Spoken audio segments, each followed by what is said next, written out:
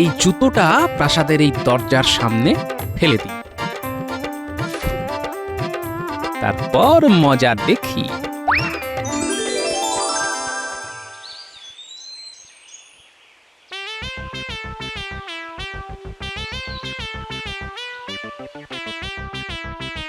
এটা কি? হ্যাঁ, জুতো। ওরে ওরে, এ আবার কি রকম জুতো? এত বড় জুতো! যাই যাই যাই, নবাবকে গিয়ে দেখাই, এক্ষুনি নবাবকে গিয়ে দেখাই। এ আমি কখন বললাম? তুমি সরাসরি বলনি, আভাসে বলেছো। তুমি কি মনে করো তুমি যেটা ভেবেছিলে সেটা আমি ভাবিনি? হুজুর হুজুর গোস্তাকি মাফ, ভুল হয়ে গেছে হুজুর। বলো বিদ্যা কি? হ্যাঁ আগে হুজুর, লেখাপড়া করে জ্ঞান অর্জন করাই হলো বিদ্যা। তুমি চাই জানো। শোনো উজি, আমার এই দ্বিধাকে দূর করতে হবে। কিভাবে করবে ভাবো। ঠিক আছে ঠিক আছে, আমি যত তাড়াতাড়ি সম্ভব আপনার এই দ্বিধা দূর করবার চেষ্টা করব। রাজ্যে রাজ্যে খবর পাঠাও, প্রতিটা রাজ্যের পণ্ডিতদের আমার কাছে আনো। আমায় জবাব দিয়ে খুশি করতে পারলে আমি 1000 স্বর্ণ মুদ্রা ইনাম দেবো। ঠিক আছে জাহাপানা, ঠিক আছে, আমি এক্ষুনি সব রাজ্যে দূত পাঠাচ্ছি।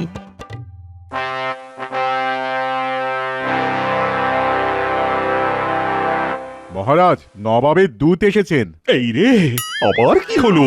এই নবাবের দুধ এলেই না ভয়ে বুকটা কেমন ধরফড় করে। যাও যাও প্রহরী, ডেকে নিয়ে এসো নবাবের দুধকে। যথা আজ্ঞা মহারাজ।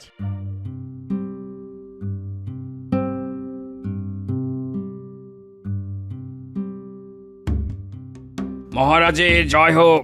বলো বলো দুধ, কি সংবাদ? নবাব বাহাদুর খবর পাঠিয়েছেন যে একটা বিশেষ কারণে আপনার রাজ্যের সবচেয়ে বিচক্ষণ ব্যক্তিকে নবাব বাহাদুরের প্রয়োজন। নবাব বাহাদুর সব রাজ্যের রাজাদের এই খবর পাঠিয়েছেন। আচ্ছা, তার মানে সব রাজ্য থেকে বিচক্ষণ মানুষ নবাবের দরবারে যাচ্ছেন। করি বলতো গোপাল, মানে কাকে পাঠাই? এই রে মহারাজ, গোপালকে আমার থেকে বিচক্ষণ ভাবছেন নাকি? হ্যাঁ মহারাজ, আমি আপনার মন্ত্রী, কিন্তু এই সারা কৃষ্ণনগরের যদি কেউ বিচক্ষণ ব্যক্তি থাকেন সেটা হলেন আপনি। কি বলছো মন্ত্রী? আমি যদি এখন নবাবের দরবারে যাই তাহলে রাজকার্য সামলাবে কি? মহারাজ, আপনি কেন যাবেন? আপনার প্রতিনিধি হিসেবে আমি যাব। ঠিক আছে ঠিক আছে, তাই হবে। দূত, তুমি নবাব বাহাদুরকে জানিয়ে দাও কৃষ্ণনগর থেকে আমার মন্ত্রী কাল যাবে নবাব বাহাদুরের সাথে আলোচনায় বসবে বলে। ঠিক আছে মহারাজ। ব্যাস, মহারাজ নিজের পায়ে কুড়ুলটি মারলেন। কি আনন্দ! আহ কি আনন্দ! শোন, খুব শিগগির আমি কৃষ্ণনগরের রাজা হচ্ছি, শুধু স্বাক্ষরটাই বাকি। আমি কাল মুর্শিদাবাদ গিয়ে নবাব বাহাদুরের স্বাক্ষর করিয়ে নিয়ে আসছি। আমি রাজা আর তোরা দুজন হবি আমার মন্ত্রী। আমরা মন্ত্রী? আপনি রাজা? এই তাহলে রাজা মশাই কি হবেন? খাজানজি টাকা পয়সার হিসেব রাখবে আর গোপালটাকে একবারে দূর করে দেবো। তাই রে, জিনিসপত্র বেঁধে ছেঁধে নি। হ্যাঁ, ওই ঠাকুর ঠাকুর করে নবাব বাহাদুর সই করে দিলে নিশ্চিন্ত।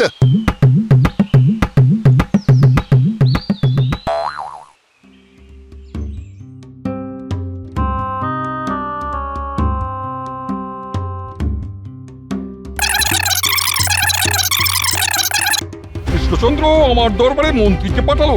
মন্ত্রী বিচক্ষণ, আমার সাথে এভাবে মজা করলো। ঠিক আছে, আমিও দেখছি। আমার প্রশ্নের উত্তর না দিতে পারলে কারাগারে বন্দি করব। আসুক মন্ত্রী। জাহাপানা, এটা তো আপনাকে অপমান করা। পড়াচ্ছি অপমান। দূত, তুমি এক্ষুনি যাও। মন্ত্রী হলো কৃষ্ণনগরের সবচেয়ে বিচক্ষণ।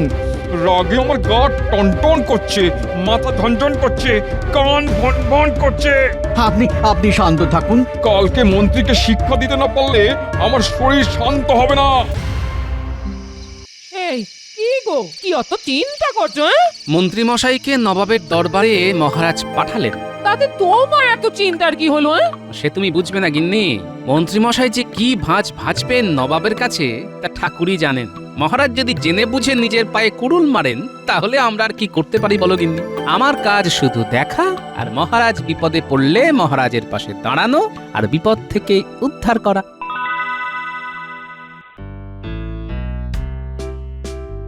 না না গোপাল, এ কিন্তু তোমার ভারী অন্যায়। সবাই কি একভাবে একরকম থাকতে পারে? বোকা সরল একদিন না একদিন তো তাকে ঠিক মানুষ হতেই হবে। ঠিক কথা। তাহলে মন্ত্রীমশাই এখন মুর্শিদাবাদে মানুষ হতে গেছে। মানুষ হতে গেছে মন্ত্রী মশাই। এতদিন ছিল পশু, বুদ্ধির বিকাশ ঘটেনি এখনো, ছিল সে কোলের শিশু। দেখো সভাকবি, মন্ত্রী মাঝে মধ্যে গোলমাল করে ফেলে বটে, কিন্তু তবু তো সে রাজ্যের মন্ত্রী, তার তো একটা সম্মান আছে। ক্ষমা করবেন মহারাজ, করেছি গর্হিত কাজ।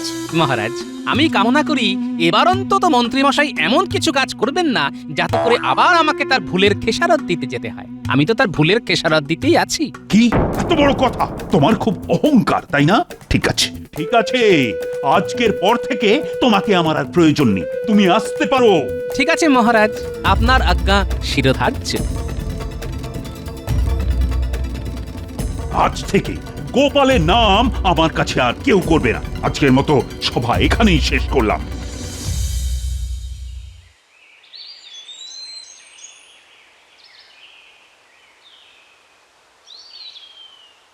কি গো, বলি এই তো গেলে, আরে এত তাড়াতাড়ি চলে এলে যে, বড় শরীর খারাপ? হ্যাঁ না গিন্নি, আমার চাকরি গেছে, মহারাজ জবাব দিয়েছেন। হ্যাঁ, সে কি গো, এবার কি হবে? গিন্নি আমাকে বোকা শোকা মনে করে বোকা বানায় সবাই। আমি বোকা নই, আমি কৃষ্ণনগরকে ভালোবাসি। এই ভালোবাসাকে সবাই মূলধন করে করুক। মহারাজ আবার আমাকে ডাকলে আবার আমি যাব। ও বলি, দুঃখ পেও না গো, দুঃখ পেও না, দেখো সব ঠিক হয়ে যাবে সব। তুমি শান্ত হও দেখি, শান্ত হও, শান্ত হও। আমি শান্ত আছি গিন্নি, শুধু ভাবছি যে মন্ত্রীমশাই ওখানে গিয়ে কি করছেন। কারণ উনি নিজেকে খুব বিচক্ষণ মনে করেন, কিন্তু উনি এও জানেন উনি তা নন। দেখা যাক কি হয়।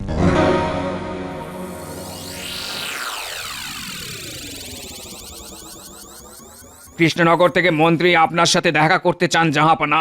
পাঠিয়ে দাও। নবাব বাহাদুরের জয় হোক। কি, কেমন আছো? কৃষ্ণনগরের খবর কি? কি আর বলবো নবাব বাহাদুর, রাজ্যের লোক বড় কষ্টে আছে। মহারাজের রাজকার্যে মন নেই। সে কি, তাহলে কৃষ্ণচন্দ্র করে কি? মহারাজের কথা আর কি বলবো, ওই এক গোপাল জুটেছে, গোপালকে নিয়ে সারাদিন হই হই রই রই করছে। বটে। এই মোক্ষম সময় নবাব বাহাদুরের কাছে নিজের নামটাই বলে ফেলি।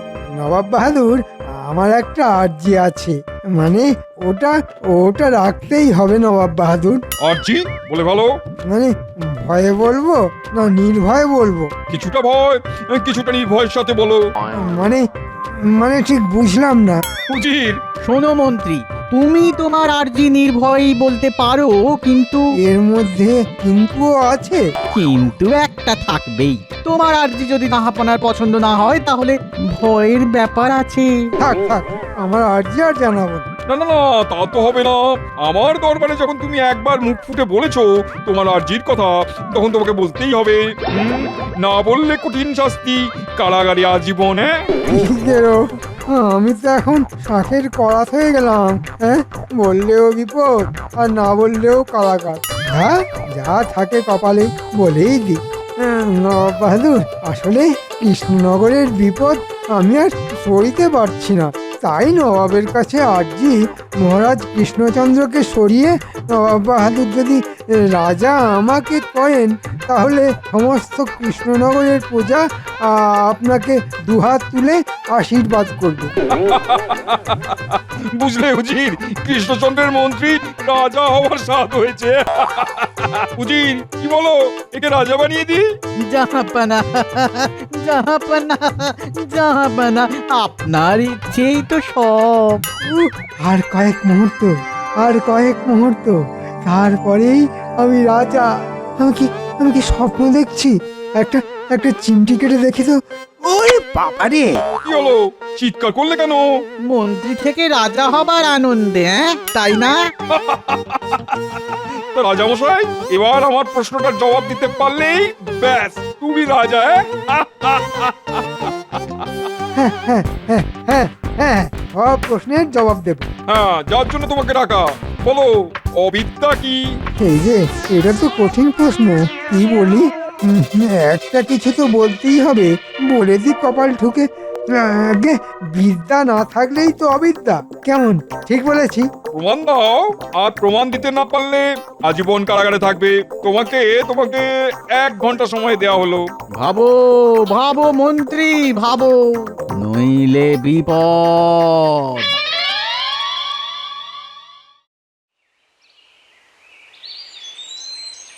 কি গো গোপাল দাদু, তোমার আজ ছুটি নাকি?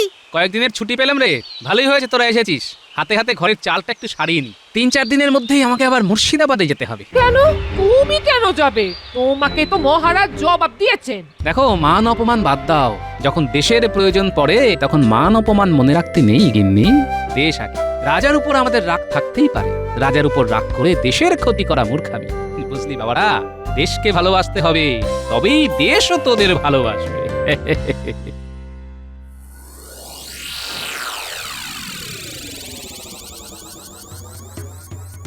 মহারাজ, বলো।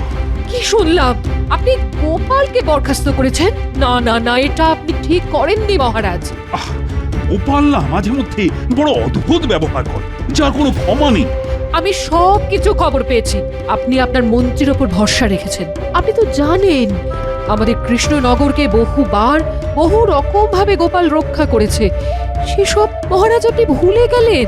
আমি ভুলিনি রানী, ভুলিনি, কিন্তু তবু সব কিছুরই একটা নিয়ম আছে। না না মহারাজ, আপনার এই কাজকে আমি একদমই সমর্থন করতে পারছি না।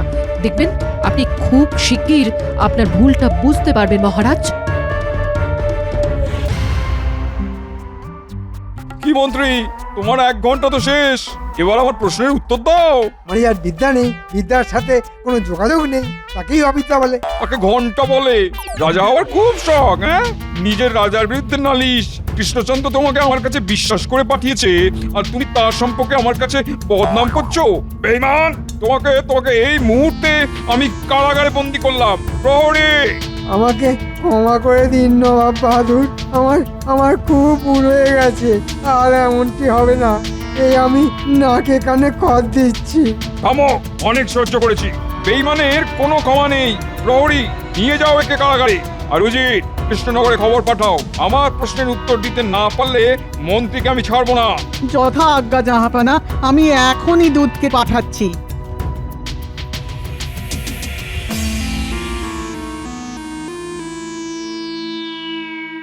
মহারাজের জয় হোক। বলো বলো, কি সংবাদ? মহারাজ, নবাব সাহেব আপনার মন্ত্রীর ওপরে খুব বিরক্ত। মন্ত্রীকে উনি কারাগারে বন্দি করেছেন।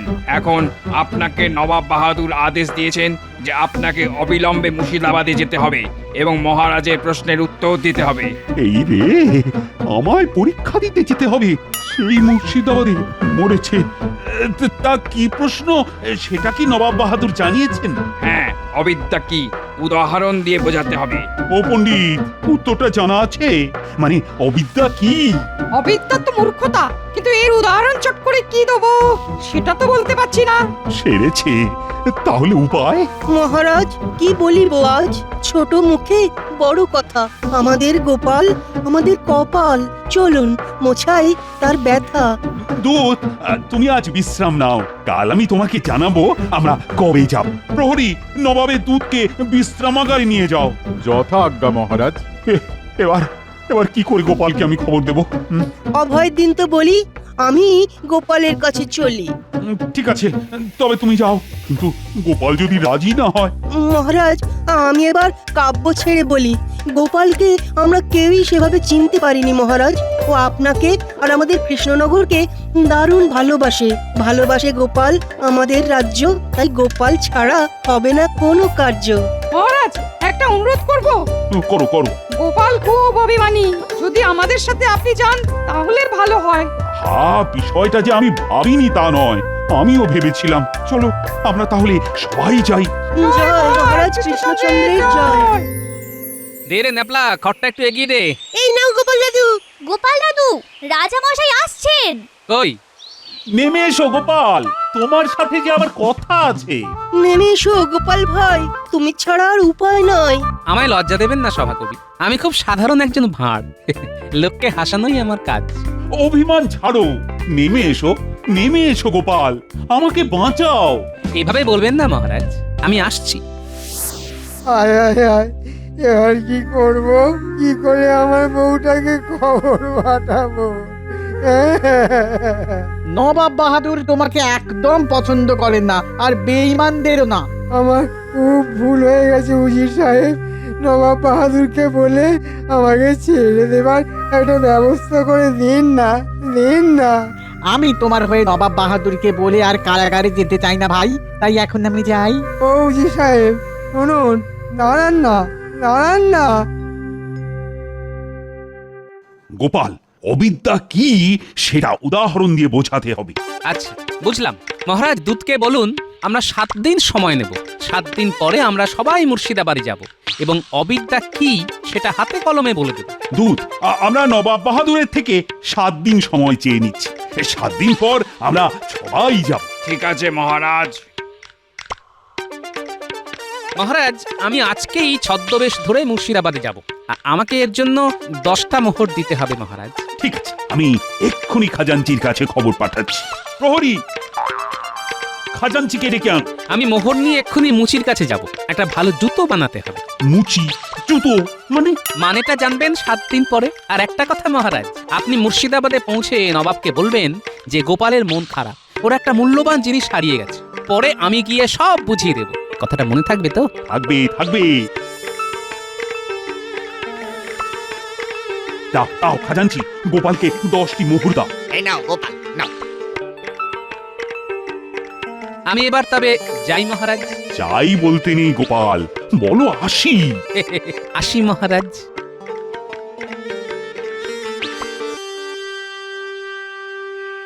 মুচি ভাই, এক জোড়া জুতো বানাও দেখি। বিঘত খানেক লম্বা, বিঘত খানেক চড়া, আর তার মধ্যে পাথর আটকানো। মহারাজের লাগবে কাল। এই নাও 2 মোহর অগ্রিম। কাল সকালে এই জুতোটা যেন পাই। হ্যাঁ হ্যাঁ, হয়ে যাবে গোপাল দাদা।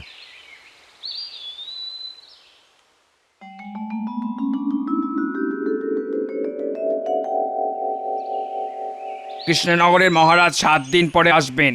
7 দিন? ঠিক আছে, 7 দিন পরে না এলে কৃষ্ণনগর আক্রমণ। যথা আজ্ঞা জাহাপানা। আমার ছদ্মবেশটা কেমন হয়েছে গিন্নি? সাধু সাধু লাগছে? তাই ছদ্মবেশ ধরে তুমি মুর্শিদাবাদ যাবে? যাব না? বিদ্যা আর অবিদ্যার ফারাকটা তো বোঝাতে হবে। আমি আসছি গো গিন্নি, গারোয়ান বলা আছে কাল ভোর ভোর নবাবের দরবারে পৌঁছতে হবে। আসি গো। আচ্ছা আচ্ছা, ঠিক আছে ঠিক আছে, সাবধানে। দুর্গা দুর্গা দুর্গা দুর্গা দুর্গা দুর্গা, ভালো রেখো মা, দেখো মা।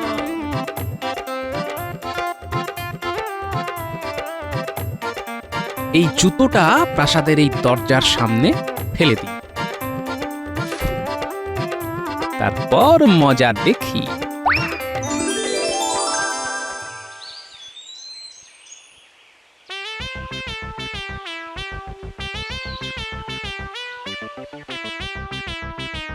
এটা কি? হ্যাঁ, জুতো। ওরে হরি, এই আবার কি রকম জুতো? এত বড় জুতো! যাই যাই যাই, নবাবকে গিয়ে দেখাই, এক্ষুনি নবাবকে গিয়ে দেখাই। জাহাপানা, জাহাপানা, জাহাপানা, এক পাটি জুতো, জুতো। জুতো? এত বড় কোথা থেকে পেলে? প্রাসাদের দরজার সামনে। জাহাপানা, এ নিশ্চয়ই কোনো মহাপুরুষের জুতো। এত বড় জুতো কোনো সাধারণ মানুষের তো হয় না। ঠিক বলেছো, আমারও তাই মনে হচ্ছে। দাও দাও দাও, এ হলো আশীর্বাদের জুতো। একে সম্মান করতে হবে, একে রোজ মাথা ঠেকিয়ে কাজ শুরু করতে হবে। পুরালা আশীর্বাদ। উজির আজ থেকে প্রতিদিন এই জুতোকে চুম্বন করবে, মাথায় ঠেকাবে, তারপর কাজে নামবে। দাও, এবার আমাকে দাও, আমি চুম্বন করি।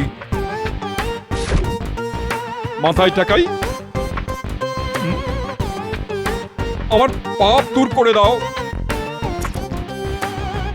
আমাকে প্রচুর ধন দৌলত দাও, আমাকে শক্তিশালী করো। মহাপুরুষের জুতো দেখলেই সৌভাগ্য। মাথায় ঠেকিয়ে পুণ্য লাভ করেছি।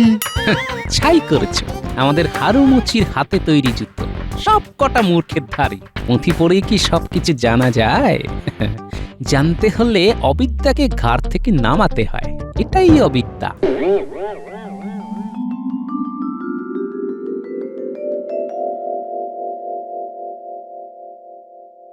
গোপাল কোথায় কৃষ্ণচন্দ্র? ওই গোপালের খুব মন খারাপ।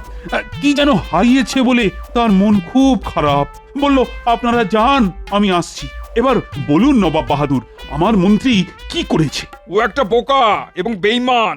আমার কাছে বেঈমানের কোনো ক্ষমা নেই। তুমি ওকে পাঠিয়েছিলে, ও এখানে এসে তোমার বদনাম করে নিজে রাজা হতে চাইছে। আমি ওকে কারাগারে বন্দি করেছি। এখন বলো অবিদ্যা কি?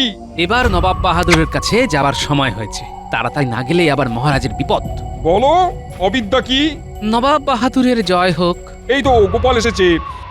তোমার কি হারিয়েছে গোপাল, যার জন্য তুমি এত করুণ মুখে? আর কি বলবো নবাব বাহাদুর, আমার প্রপিতামহর এক জোড়া জুতো ছিল, তার এক পাটি চুরে গেছে। বলো কি, জুতো চোর? আমি এক জোড়া জুতো নিয়ে সব জায়গায় যাচ্ছি। এই দেখুন, এই রকম জুতো কি কোথাও দেখেছেন? মানে এটা তোমার প্রপিতামহের জুতো? উচিত তুমি বললে ওটা কোনো মহাপুরুষের জুতো। ছি ছি ছি ছি ছি ছি। আমি এই জুতোটাকে মাথায় ঠেকিয়েছি, চুম্বন করেছি। ইস, তওবা তওবা। নবাব বাহাদুর, এটাই হলো অবিদ্যা। কোনো কিছু বিচার না করে গড্ডালিকায় গা ভাসানোকেই বলে অবিদ্যা। তুমি তুমি তুমি সবার সেরা গোপাল, কৃষ্ণনগরের অহংকার। বলো বলো বলো, তুমি আমার কাছে কি উপহার চাও? আপনার করুণা থেকে আমাদের নদিয়া জেলা যেন বঞ্চিত না হয়, আর মন্ত্রীমশাইকে। না গোপাল না, যে পেছন থেকে ছুরি মারে তাকে ক্ষমা করব না। ওকে ওকে শাস্তি পেতেই হবে। মেয়াদ শেষ হলে ফিরে আসুক, কাজে নেব, কিন্তু অপরাধীকে তার অপরাধের শাস্তি পেতেই হবে। নাও নাও, সবাই মিলে বলো জয় গোপালের জয়। জয় গোপালের জয়। কৃষ্ণনগরের গর্ব গোপাল। আমার মুর্শিদাবাদে গোপাল নেই বলে কৃষ্ণচন্দ্র তোমার উপর আমার ভারী হিংসে হয়। জয় গোপালের জয়। জয় গোপালের জয়।